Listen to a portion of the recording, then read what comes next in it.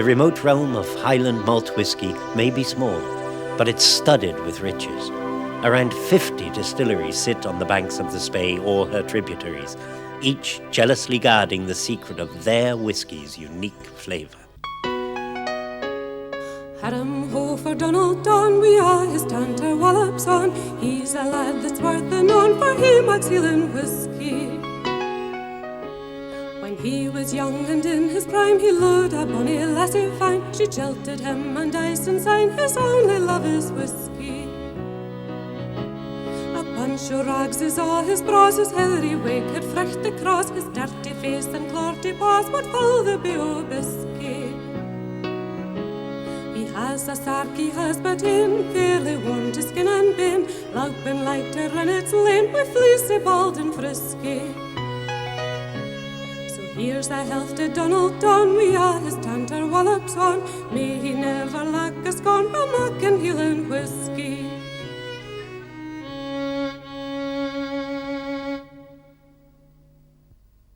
It's here on dramatically beautiful Speyside that you can travel the world's only Malt Whisky Trail.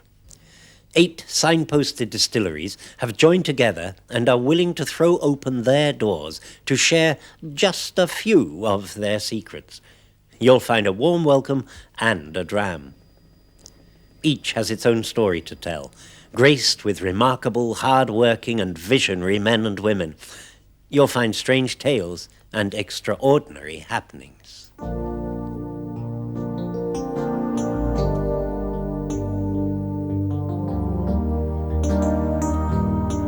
The Whisky Trail starts in the borough of Keith, mentioned in the Charter of King William the Lion in 1195. It sits on the boundary between the Highlands and the rich Murray Plains.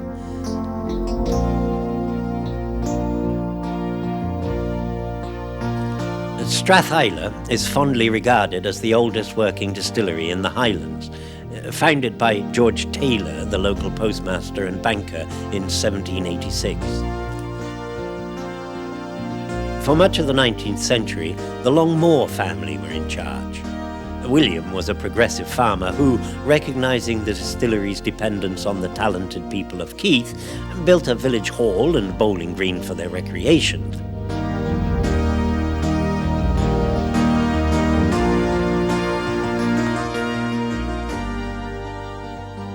Strathisla also has a place in many people's hearts as the most attractive distillery.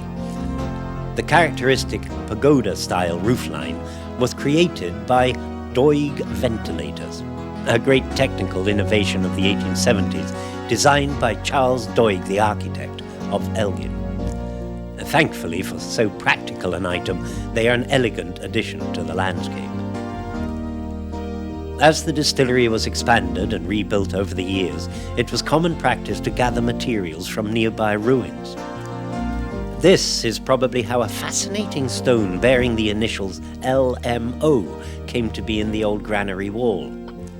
Lady Margaret Ogilvy was one of the great Ogilvy family who rebuilt nearby Miltoon Castle in around 1600.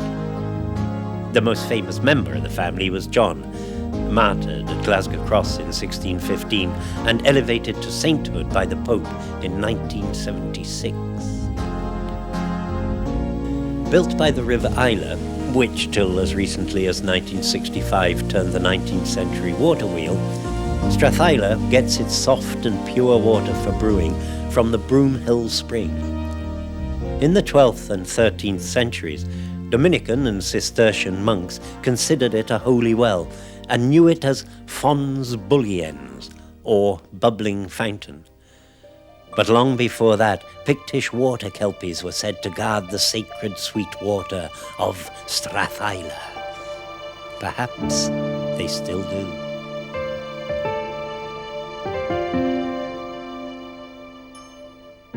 West now to a village officially founded in 1766, but as the ruins of the 12th century castle prove, Rothes was inhabited long before that. It was at Rothes, in the great storms of 1829, that the full destructive power of the River Spey was demonstrated. The torrent washed away many bridges and then burst its banks, flooding hundreds of acres in the plain of Rothes. A survivor of the time tells of seeing a collection of spinning wheels, chairs, cradles, tables, beds, and chests of drawers floating on the water, a pathetic indication of the ravages of swollen rivers. Many lost their lives. Glen Grant Distillery in Rothes was founded by two brothers, James and John Grant, who had a farm at nearby Dandaleth from about 1834. Like their neighbours, they did a bit of distilling on the sly, both to drink and to sell. They'd learnt the art from their forefathers, all expert smugglers and distillers.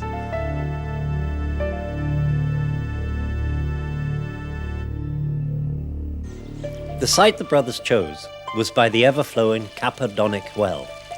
This is still the only pure source for Glen Grant water. From the very beginning, James and John were keen to use any innovation in the making of their whiskey, and the tradition continues. Glen Grant has the distinction of being one of the few distilleries to use purifiers, which separate the heavier elements coming from the still before they've been through the condenser. James Grant, son of one of the founders, was a great game hunter in Africa. After one safari, he returned to Rothes with a black orphaned boy from Matabeleland called Byway, who lived the rest of his life at the distillery and grew to be loved by many of the villagers. Every day, Grant would take a constitutional walk to the river, no doubt to consider the business of the day and enjoy the scenery. What better way to accompany such a precious moment than a small glass of his finest malt? Cunningly hidden on the way is a small safe. Byway had the sworn duty of making sure every day that a fresh supply was there and a glass ready. Further along the river, in a small cave, an extra cask was hidden. You can imagine the two men after many years, each with a key to the safe, sitting down for a quiet drink, no longer master and servant, but with a glass in hand, simply friends.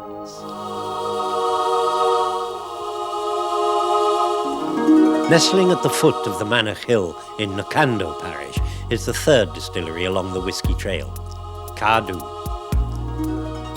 On the Whitsun of 1811, a 19-year lease was signed by John Cummings of Wester Elchies in Morayshire on the farm of Cardew. John was a spirited man, convicted not once but 3 times of illicit distilling. Excisemen were frequent visitors to the house, but they were not always successful in catching the Cummings out. Once, Helen was distilling in the kitchen when the knock came at the door. Showing great calm, she dusted herself with flour and took yeast to the door to pretend to have been bread making. The yeast covered the smell of fermentation. While the excisemen sat down to refreshments, she ran out to hoist a red flag over the barn to warn neighbours of the gaugers. In 1824, their lives became a little more relaxed, as they took out a licence to carry on their activities legally, shipping through Burghead to Leith and on to England, where the fame of their whisky had spread. Consequently, after John, their son Lewis ran the business until his death in 1872. His widow, Elizabeth, was a remarkable woman. Deciding to carry on the traditions of Cardew, whose whisky was now known as Cardew, she ran the distillery herself, hiring and firing, doing the accounts, and taking pains to maintain quality. Among the select band of lady distillers, Elizabeth stands prominent. A hard businesswoman, her whisky retains its soft, warm character. Elizabeth showed such acumen that in 1885 she was able to build a completely new distillery. The old apparatus was sold to one William Grant, who was about to set up in whisky making, and we'll hear more of him later on the trail. In 1893, Elizabeth crowned the success of Cardew by marrying it to the Grant blenders, Johnny Walker and Sons, and placing her own son on the board. John Walker and Sons drove a road down the valley to persuade the new railways to run alongside Cardew and the nearby newly opened Tamdhu in 1879, so their whiskey could travel to customers easily. It all makes you think that there's some truth in one of the legends of Cardew. As founder John Cummings' wife Helen was working late one night at the still, a wizened old woman came to the door, begging. Helen took her in and offered her a bowl of their warming malt whisky. The old woman was not what she seemed, but one of the fairy folk, a Celtic spirit of the past. As she eagerly gulped down the delicious spirit, she cried, "Brew, wifey, brew, for you and yours will never want." Who are we to argue with the taste and prophecies of the spirits of ancient Caledonia? Just south of Cardew lies Tamdhu Distillery. Its name in Gaelic means Little Black Hill. Most of the old established distilleries of Speyside had just one family or even one man as their founder, but Tamdhu has a different origin. In the late 1890s, as the fame of Scotch whisky was spreading to an eager world, a group of local businessmen decided to open a distillery. The £19,200 was raised, and in 1897, the Tamdhu Distillery Company was brought into being. The partners decided to build to very high specifications, despite problems. As the newspaper pointed out, the preparation of the water race was a work of very great difficulty, some hundreds of tons of rock having to be quarried. But the outlay both the engineers and the promoters considered advantageous. The consortium of bankers and businessmen saw their first cask filled on the 21st of July in 1897. Within a year, Tamdhu whiskey was flowing freely and a roaring success. The founders were able to sell up to Highland distilleries, who to this day are in charge. Tamdhu has the singular distinction of being the only Highland distillery continuing to malt all its own barley. It means they have control over buying the original grain and over the delicate process of malting. The back-breaking work for the maltmen was eased in the 1950s by the introduction of Saladin boxes. These keep a steady temperature for the sprouting grain and mechanically turn it. Tamdhu were pioneers in this innovation. During the Great Railway expansion of the late 19th century, by joining forces with nearby Cardew, Tamdhu were able to get the line close to the distillery.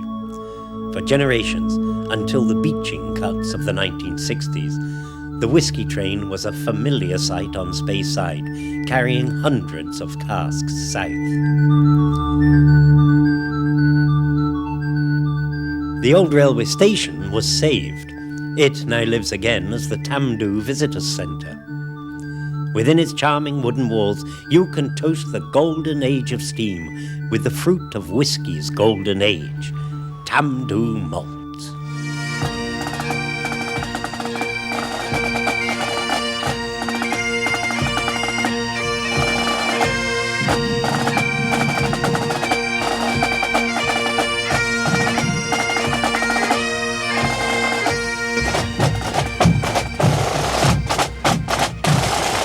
Next stop is in Dufton, where there are more distilleries per head of population than anywhere else in the world. An old rhyme goes, "Rome was built on 7 hills. Dufton was built on 7 stills." Perhaps the most famous of these stills are at Glenfiddich. Legend has it that the founder, William Grant, born in 1839, was told to make whiskey here by an old priest. He knew that the water from the Robbie Doo spring was pure and inexhaustible. William had been an apprentice shoemaker, then the manager of a limeworks, before joining the Mortlach distillery.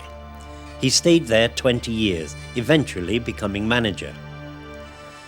His chance to set up himself and try to produce whisky he could proudly put his name to came in 1886. Elizabeth Cumming of Cardew was rebuilding.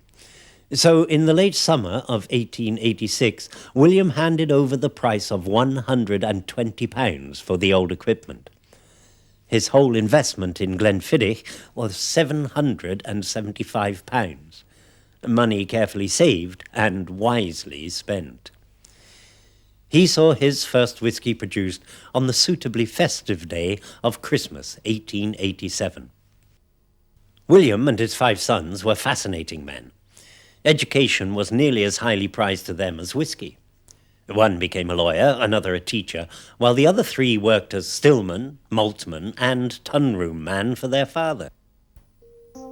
A tale is told of how an inland revenue inspector arrived to do the accounts of Glenfiddich. He wondered why there were Latin and mathematical textbooks in the working areas of the plant. He was amazed to find that the men making the spirits were now and then snatching a moment to widen their learning. The educated and shrewd Grants are one of the few founding families still to be running their distilleries today. William Grant died in 1923 at the ripe old age of 83. In 1955, the distillery was rebuilt, and a few years later, Glenfiddich, for long the heart of the blend, Standfast, was again launched as a single malt. It's normal practice for whisky makers to send the spirits all over the country to be bottled. But Glenfiddich prefer to do it themselves, right here on Speyside, where the whisky was born and matured. This makes it the only Highland malt whisky to be bottled at its own distillery, using a single source of natural spring water.